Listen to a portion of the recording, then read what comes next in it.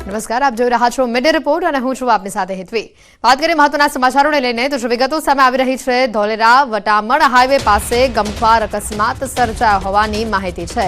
પીપળી ગામ નજીક બે ટ્રક સામસામે ટકરાઈ હતી। અકસ્માતના પગલે 3 લોકોના ઘટના સ્થળ પર જ મોત થયા છે। ધોલેરા પોલીસ અકસ્માતે મોતનો ગુનો નોંધી ઇજાગ્રસ્તોને સારવાર અર્થે નજીકની હોસ્પિટલમાં ખસેડ્યા છે।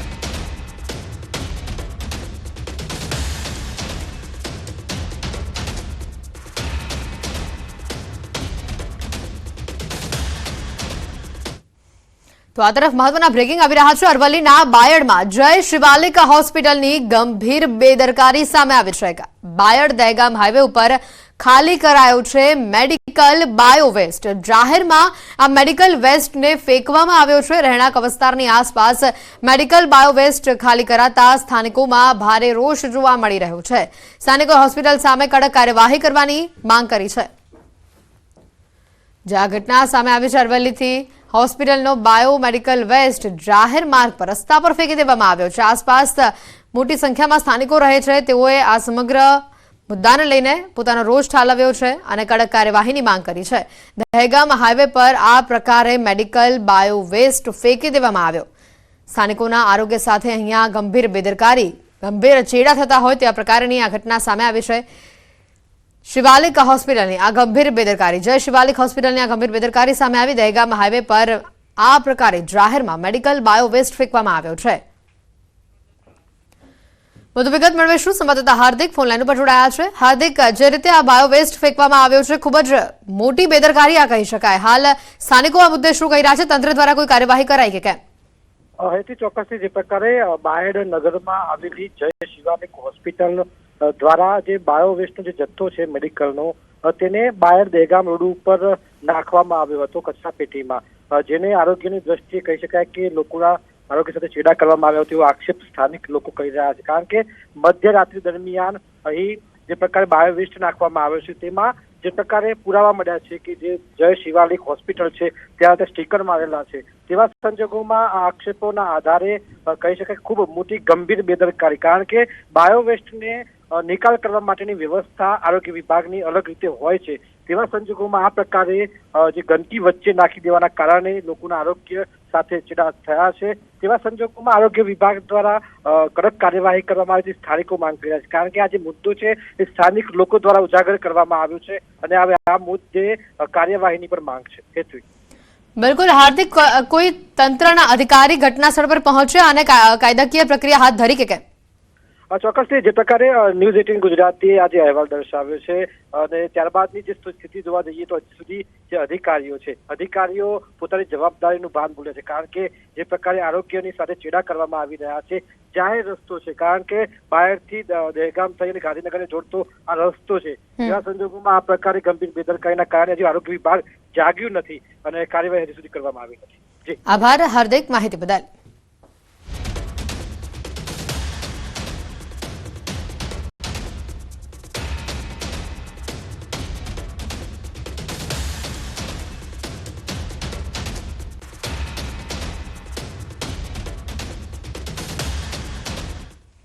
અન્ય પણ મહત્વના સમાચાર સામે આવી રહ્યા છે। નાણામંત્રી કનુભાઈ દેસાઈની વિધાનસભા ગૃહમાં જાહેરાત સામે આવી છે। વધુ 2 નગરપાલિકાઓ બનશે મહાનગરપાલિકાઓ।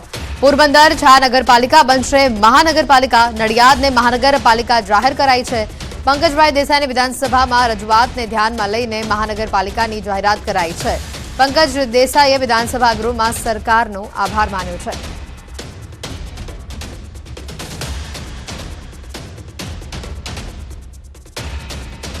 વધુ 2 મહાનગરપાલિકાઓની જાહેરાત કરાઈ છે। 2 નગરપાલિકાઓને મહાનગરપાલિકામાં ભેળવાઈ છે। આ મહત્વના સમાચાર। પોરબંદર નગરપાલિકા હવે મહાનગરપાલિકા બનશે। નડિયાદને મહાનગરપાલિકા જાહેર કરવામાં આવે છે। નાણામંત્રી કનુભાઈ દેસાઈએ ગૃહમાં આને લઈને જાહેરાત કરી તો સાથે જ પંકજ દેસાઈએ વિધાનસભા ગૃહમાં સરકારનો આભાર માન્યો છે। વધુ 2 મહાનગરપાલિકાઓની જાહેરાત કરાઈ છે। વિધાનસભા ગૃહમાં આ જાહેરાત કરવામાં આવી છે। વધુ 2 મહાનગરપાલિકાઓની જાહેરાત કરાઈ છે। નડિયાદને મહાનગરપાલિકા જાહેર કરાઈ છે। પોરબંદર નગરપાલિકા હવે મહાનગરપાલિકા બનશે। સાબરમતી નદીના પ્રદૂષણ અંગે ધારાસભ્યના આક્ષેપ સામે આવ્યા છે। સાબરમતી પ્રદૂષણમાં ત્રીજા નંબર પર કોર્પોરેશન અને જીપીસીબી પર શૈલેષ પરમારના આક્ષેપ છે. અધિકારીઓ અને ફેક્ટરીઓમાંથી તોડ કરતા હોવાનો તેમણે આક્ષેપ કર્યો છે. કોંગ્રેસ ધારાસભ્ય પ્રદૂષણ અંગે ગંભીર આક્ષેપ લગાવ્યા છે.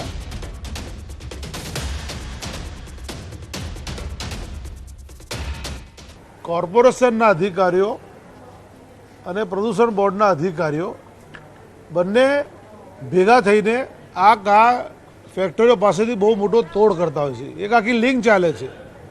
માટે ફક્ત ને ફક્ત જે નદી પોલ્યુશનમાં આટલું બધું છે, આજે પણ પાણી એટલું જ વહે છે, સરકાર દ્વારા કોઈ પગલાં લેવામાં આવતા નથી. કોર્પોરેશનના અધિકારીઓ ગાંધીનગરમાં ધારાસભ્ય વિમલ ચુડાસમાનું નિવેદન સામે આવ્યું છે. બાગાયતી ખેતીમાં પાક નુકસાની વીમા અંગે નિવેદન આપ્યું છે. વેરાવળમાં 3 કરોડ પાક વીમો ચૂકવવાનો બાકી હોવાની આ વિગત છે. 4 વર્ષ થવા છતાં પણ પાક વીમાના જે રકમ છે તે હજી ચૂકવવામાં આવી નથી.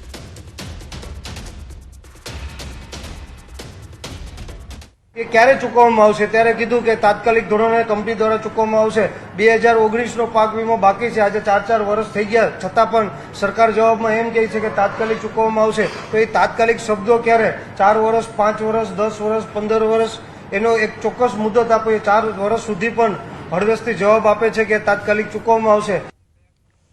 તો ગાંધીનગર લોકપાલના સભ્ય તરીકે પંકજ કુમારની નિમણૂક થઈ છે. જ્યુડિશિયલ સભ્યો સિવાયના સભ્ય તરીકે નિમણૂક થઈ છે. જસ્ટિસ અજય માનિકરાવ ખાનવિલકર લોકપાલના ચેરપર્સન સાથે 3 જજ તથા અન્ય 3 સદસ્યોની પણ નિમણૂક કરવામાં આવે છે.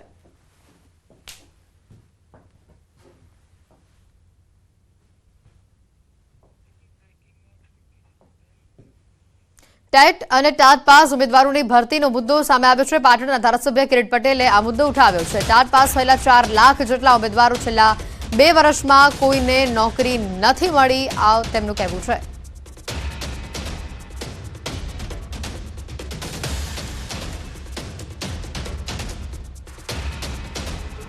$3,97,000 એટલે કે 4 લાખ જેટલા ઉમેદવારોએ ટાટની પરીક્ષા આપી અને એની સામે જે ભરતી થઈ એની અંદર માત્ર ટેટ 1ની અંદર 2300 અને ટેટ 2ની અંદર 3378 2022ની અંદર ભરતી કરવામાં આવી. 2023ની અંદર એક પણ ટેટ ટાટ પાસ થયેલા ઉમેદવારની ભરતી કરવામાં નથી આવી. તો આ તરફ ભાજપ ધારાસભ્ય મહેશ કસવાલાએ કોંગ્રેસ ધારાસભ્ય જ્ઞાનીબેન ઠાકોર પર પ્રહાર કર્યા છે. જ્ઞાનીબેને બાળ મૃત્યુના આંકડા આપી રાજનીતિ કરવાનો પ્રયાસ કર્યો. બાળ મૃત્યુદર ઘટાડવા સરકાર જાગૃતિથી પ્રયાસ કરી રહી છે. 2004માં બાળ મૃત્યુદર 1060 હતો, જે 2023-24માં 23ની આસપાસ જે સામે આવ્યો છે આંકડો. સગર્ભાઓને અપાતી સહાય બમણી કરી 12,000 કરવામાં આવી છે. માતૃવંદના યોજના હેઠળ આપવામાં આવે છે ચણા, દાળ અને સિંગ તેલ.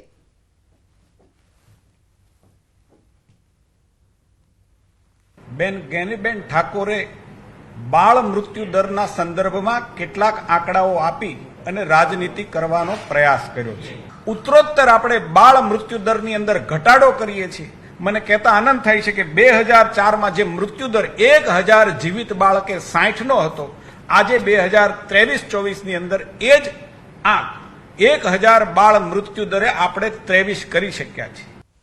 ભાવનગરના પૂર્વ અને પશ્ચિમ વિસ્તારમાં બાકી રહેતા વિસ્તારમાં અશાંત ધારો લાગુ કરવામાં આવ્યો છે.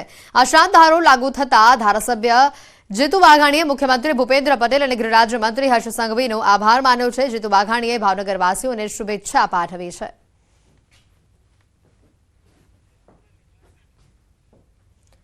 તો સૌરાષ્ટ્રના સૌથી મોટા ડેમ પૈકીનો એક ડેમ છે ખોડિયાર ડેમ અને અમરેલીના ધારીમાં આવેલા ખોડિયાર ડેમના લગભગ 60 વર્ષ બાદ દરવાજા બદલવામાં આવશે. ડેમના દરવાજા બદલવાની સાથે જરૂરી સમારકામ પણ હાથ ધરવામાં આવશે અને જેના માટે ડેમને ખાલી કરવાની પ્રક્રિયા શરૂ કરવામાં આવી છે. ખોડિયાર ડેમ ખાલી કરવાની પ્રક્રિયા અંગે આ વિસ્તારમાં કેટલાક લોકો ખુશ છે તો કેટલાક લોકોએ ચિંતા પણ વ્યક્ત કરી છે. ધારી શહેરના કેટલાક લોકોનું માનવું છે કે ધમધોકતા ઉનાળે ખોડિયાર ડેમ ખાલી હશે તો પીવાના પાણીની સમસ્યા ઊભી થઈ શકે તેમ છે. જ્યારે કે આ જ વિસ્તારના ખેડૂતો જણાવી રહ્યા છે કે ખોડિયાર ડેમ ખાલી કર્યા બાદ તેમને ઊંડો ઉતારવામાં આવશે અને જેના કારણે પાણીનો જે વધુ સંગ્રહ છે તે થઈ શકશે. સાથે જ ડેમનું પાણી વધારે પ્રમાણમાં જમીનમાં ઉતરશે અને જેના કારણે જમીનના જે તળ છે તે ઊંચા આવશે. તો ડેમ ખાલી થયા બાદ પાણી માટે કોઈપણ પ્રકારની મુશ્કેલી ઊભી ન થાય તેના માટે પ્રશાસને પણ આગોતરું આયોજન કરી લીધું છે. તો આ ઘણા જે ડેમ જે ખાલી થાય છે એમાં ખેડૂત માટે મોટો ફાયદો છે. ફાયદો એટલા માટે કે જે કાપ આજે પછી 30 ફૂટ એરાઈ ગયો છે, સિમેન્ટ જેવો કાપ છે, તો એ કાપ જો નીકળી જાય તો આવતા વર્ષે ખેડૂતને દુનિયાનો ફાયદો છે. કારણ કે કાપ બારું પાણી આવે તે અમારે પરામાં કોઈને પાણી ન ખોટે કૂવામાં દારમાં. 61 વર્ષ પછી ખોડિયાલ ડેમના દરવાજા બદલવામાં આવેલા છે, જે બદલવાથી ધારી તાલુકાની અંદર પાણીની ભયંકર તંગી ઊભી થાય એવી છે ને વહેલામાં વહેલાસર કામગીરી પૂર્ણ કરવામાં આવે અને જે સરકાર દ્વારા જે સૌની યોજનાઓ મહી યોજનાઓ જે પાણીની કોઈ પણ યોજનાઓ છે જેના દ્વારા પાણીને ડેમને પાણીથી ભરી દેવામાં આવે જેથી કરીને ધારી તાલુકાની અંદર પાણીની તંગી ન રહે. અને ડેમ જ્યારે ખાલી થશે તો ત્યારે ડીસિલ્ટિંગને રિલેટેડ પણ કામગીરી કરવામાં આવશે, જેથી ડેમની અંદર ડીસિલ્ટિંગ થઈ શકે અને એની કેપેસિટી વધારી શકાય.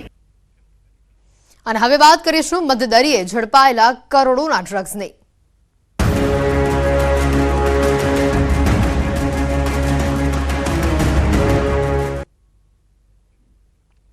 અરબી સમુદ્રમાંથી અત્યાર સુધીનો સૌથી મોટો ડ્રગ્સનો જથ્થો પકડાયો છે. 3,300 કિલો ડ્રગ્સના જથ્થા સાથે 5 શખ્સોને સુરક્ષા એજન્સીઓને ઝડપી લીધા છે.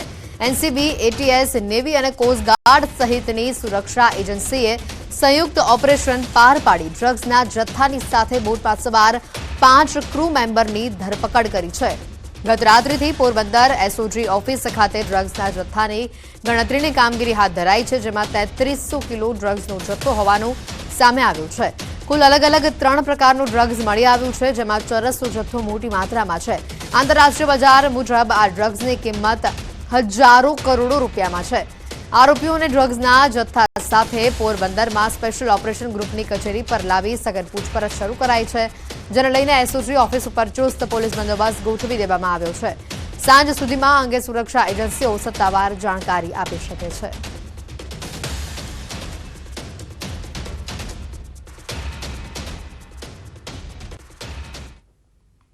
અરબી સમુદ્રમાંથી જે રીતે એનસીબી, નેવી સહિતની જે સુરક્ષા એજન્સીઓ દ્વારા જે મોટું જે ઓપરેશન છે તે પાર પાડવામાં આવ્યું છે, ખાસ કરીને જે રીતે અત્યાર સુધીનું સૌથી મોટું કહી શકાય તેવું 3300 કિલો જે ડ્રગ્સ છે તે ડ્રગ્સને ઝડપી પાડવામાં આવ્યું છે, જેમાં અંદાજિત 5 જેટલા જે બોટમાં સવાર જે ક્રૂ મેમ્બરો હતા તે ક્રૂ મેમ્બરો સહિત 5 લોકોને સુરક્ષા એજન્સીઓ દ્વારા પકડી પાડવામાં આવ્યા છે. અને જે 3300 કિલો જે ડ્રગ્સનો જથ્થો છે તે જથ્થાને ગઈકાલ રાતથી જ જે પોરબંદર એસઓજી ઓફિસ છે ત્યાં રાખવામાં આવ્યો છે. અને ગઈકાલ રાતથી જે રીતે ગણતરી સહિતની જે કાર્યવાહી છે તે કરવામાં આવી રહી છે. એનસીબી સહિતના જે સુરક્ષા એજન્સીનો જે સ્ટાફ છે તે સતત અહીં જે તપાસનો ધમધમાટ છે તે કરી રહી છે.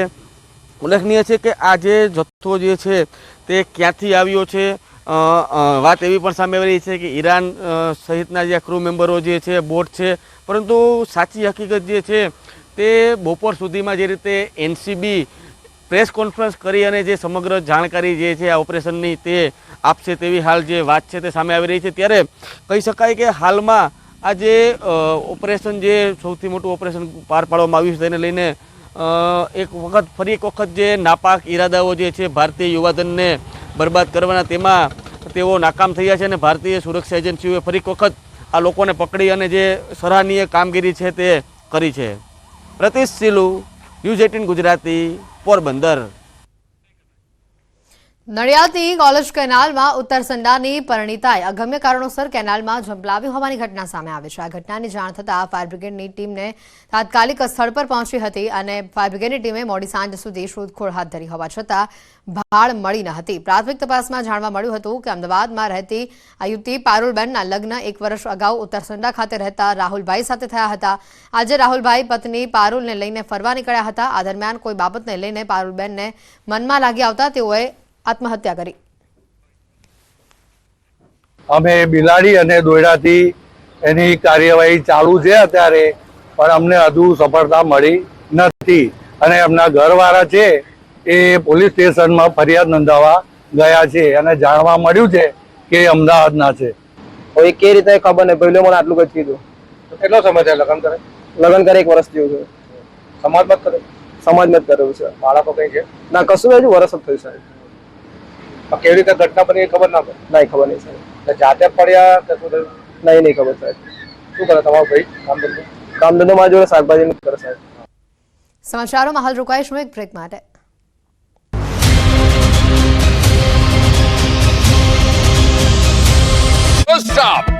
હવામાન વિભાગે કરી મોટી આગાહી. ગુજરાતમાં 2 દિવસ વરસશે વરસાદ. રાજ્યના ખેડૂતો પર ફરી ઘેરાશે આફતના વાદળો. શિયાળાની વિદાય વચ્ચે રાજ્યમાં ફરી માવઠાના એંધાણ દેખાતા ખેડૂતોની ચિંતા વધી છે. આગામી 1 માર્ચથી 2 માર્ચ દરમિયાન રાજ્યના કેટલાક વિસ્તારમાં કમોસમી વરસાદ થઈ શકે છે. વેસ્ટર્ન ડિસ્ટર્બન્સને કારણે વરસાદની શક્યતા છે. હવામાન વિભાગ અનુસાર 1 માર્ચે બનાસકાંઠા, સાબરકાંઠા, અરવલ્લી, મહીસાગર, દાહોદ, છોટાઉદેપુર, સુરેન્દ્રનગર અને બોટાદમાં છૂટો છવાયો હળવો વરસાદ પડી શકે છે. તો 2 માર્ચે ગીર સોમનાથ, નવસારી, વલસાડ, દમણ, દાદરાનગર હવેલીમાં છૂટા છવાયા સામાન્ય વરસાદની આગાહી છે. आइसोलेटेड प्लेसेस में लाइट रेन होने का फोरकास्ट दिया गया है और जिन जिन जगहों पे मतलब डे 4 यानी 1 मार्च को बारिश होगी वो ज़िले हैं गुजरात रीजन के बनासकांठा, साबरकांठा, अरावली, महीसागर, छोटा उदयपुर और दाहोद. વેસ્ટર્ન ડિસ્ટર્બન્સ આવી રહ્યું છે જે ઉત્તર ભારતને આવરી લેશે, જેના કારણે 1 અને 2 માર્ચના રોજ રાજ્યના વાતાવરણમાં પલટો આવશે. હવામાન વિભાગે દરિયાકાંઠે પવનની ગતિ 45 થી 55 પ્રતિ કલાક રહેવાની પણ આગાહી કરી છે.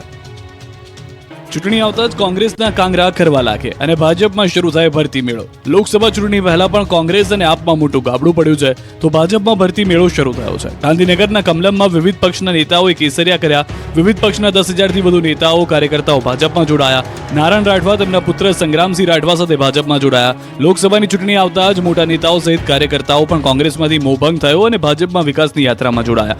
ભાજપની ભરતી મેળામાં બોટાદ નગરપાલિકાના પૂર્વ પ્રમુખ સહિત અલગ અલગ સમાજના લોકોએ પણ કેસરિયા કર્યા. અલ્પાબેન સાબવા તેમજ દિલીપ સાબવા સહિત 100 લોકોએ ગાંધીનગરમાં ભાજપનો ખીસ ધારણ કર્યો. આ ઉપરાંત મોરબી કોંગ્રેસના પૂર્વ પ્રમુખ સહિત આગેવાનો પણ ભાજપમાં જોડાયા. મોરબી કોંગ્રેસના પાયાના પથ્થર સમા આગેવાનો અને કાર્યકર્તાઓએ હાથનો સાથ છોડીને કેસરિયા કર્યા. પ્રદેશ અધ્યક્ષ CR પાટીલે તમામને ભાજપનો કેસ પહેરાવીને આવકાર્યા. સાથે જ વિકાસની યાત્રામાં જોડાવા માટે આહવાન કર્યું. પાટીલે કોંગ્રેસની ચૂટકી લેતા કહ્યું કે કોંગ્રેસ આજ સુધી અભિબોલા અભિફોકના કારણે કાર્યકરો નિરાશ થયા છે. લોકસભાની ચૂંટણી પહેલા મધ્ય ગુજરાતમાં ભાજપે ખૂબ મોટું મિશન પાર પાડ્યું. કોંગ્રેસના રાજ્યસભા સાંસદ નારાયણ રાઠવા અને તેમના પુત્રએ કેસરિયા કરી લીધા.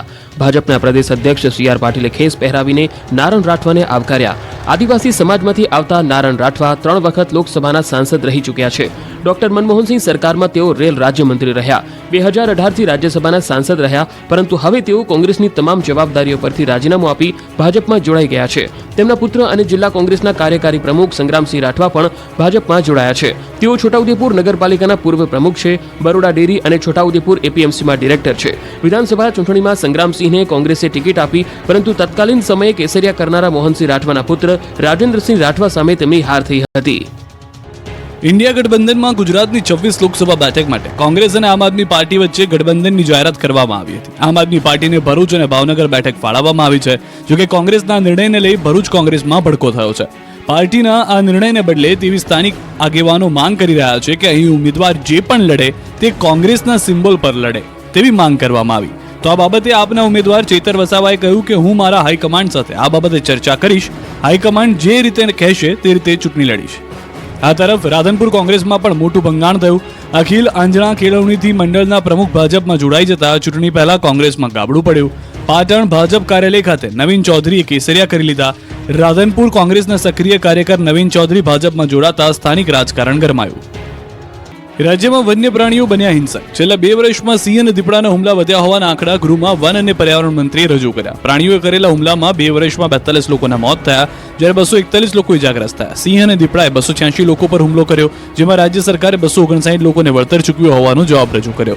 સાબરમતીને પ્રદૂષિત કરનાર સામે છેલ્લા 2 વર્ષમાં કડક કાર્યવાહી કરવામાં આવી. વિધાનસભા ગૃહમાં કોંગ્રેસ ધારાસભ્ય શૈલેષ પરમારના સવાલમાં સરકારે આ માહિતી આપી હતી. વર્ષ 2022માં દૂષિત પાણી છોડવા બદલ 42 એકમોને નોટિસ આપવામાં આવી, જેમાં 7 કંપનીને કારણદર્શક નોટિસ અપાઈ, 12 કંપનીને નોટિસ ઓફ ડાયરેક્શન અને 23 કંપનીઓને ક્લોઝર અને ડાયરેક્શન નોટિસ પાઠવવામાં આવી છે. વિધાનસભા ગૃહમાં નવજાત બાળકોના મોતનો મુદ્દો પણ ગુંજ્યો. કોંગ્રેસ ધારાસભ્ય ગેનીબેન ઠાકોરના સવાલનો સરકારે જવાબ આપતા જણાવ્યું કે અમદાવાદ અને બનાસકાંઠા જિલ્લામાં 1449 નવજાત બાળકોના મોત થયા. બનાસકાંઠા જિલ્લામાં 2 વર્ષમાં 1060 નવજાત બાળકોના મોત થયા. આ તરફ અમદાવાદ જિલ્લામાં 2 વર્ષમાં કુલ 389 નવજાત બાળકોના મોત નિપજ્યા. જોકે નવજાત બાળકોના મોતનો રેશિયો ઓછો કરવા સરકાર નવી યોજનાઓ અમલમાં મૂકી રહી છે.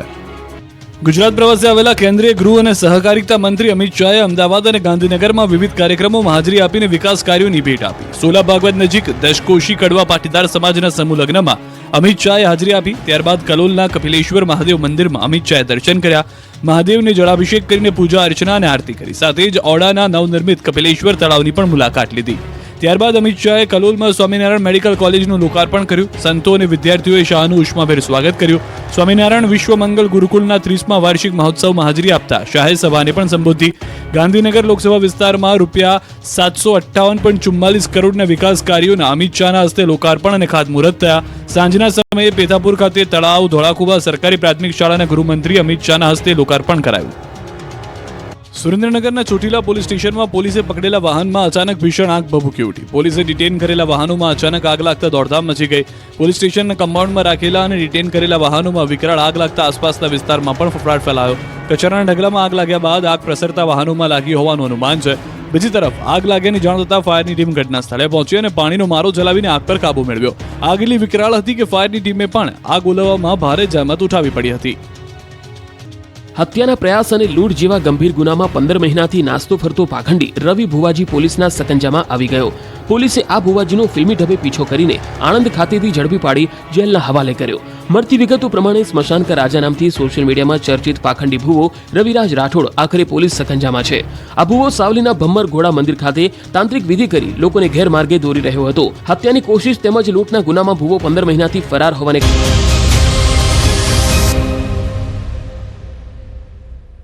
બ્રેક બાદ આપનું સ્વાગત છે. અનંત અંબાણીની પ્રી વેડિંગ ઇવેન્ટને હવે માત્ર ગણતરીના દિવસો બાકી છે ત્યારે પ્રી વેડિંગને લઈને નવાણીયા ગામમાં એક ખાસ કાર્યક્રમ રાખવામાં આવ્યો હતો, જેમાં અનંત અંબાણીએ ખાસ મુલાકાત લીધી હતી. લોકોએ અનંત અંબાણીનું ભાવભીનું સ્વાગત કર્યું હતું. તો ગ્રામજનો સાથે મુલાકાત કરી અનંત અંબાણી ઘણા પ્રસન્ન દેખાયા હતા.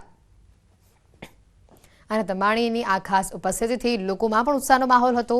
તો અનંત અંબાણી પણ ઘણા ખુશ જોવા મળ્યા હતા. લોકોએ આરતીથી તેઓનું સ્વાગત કર્યું. અનંત અંબાણી રાધિકા મર્ચન્ટના પ્રી વેડિંગ સેરેમનીને લઈને લોકોમાં ઉત્સાહનો માહોલ જોવા મળ્યો.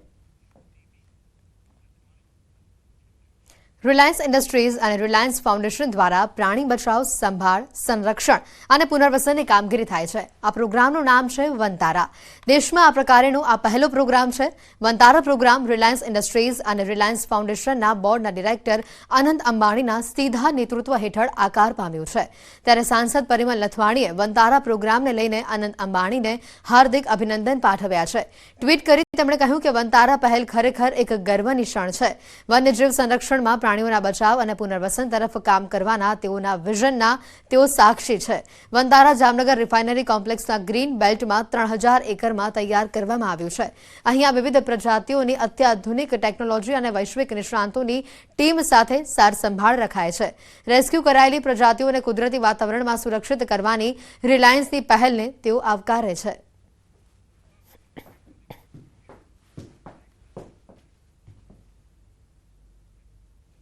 બુલેટિનમાં અત્યારે ફક્ત આટલું જ. રજા આપશો. નમસ્કાર.